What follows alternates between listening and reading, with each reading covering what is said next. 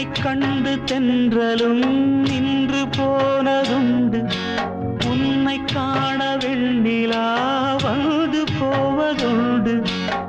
ஏன் தேவி இன்று நீ என்னை கொள்கிறாய் முள் மீது ஏனடி தூங்கச் சொல்கிறாய் உன்னை தேடி தேடியே எந்த நாவி போனது கூடுதானே இங்கு பாடுது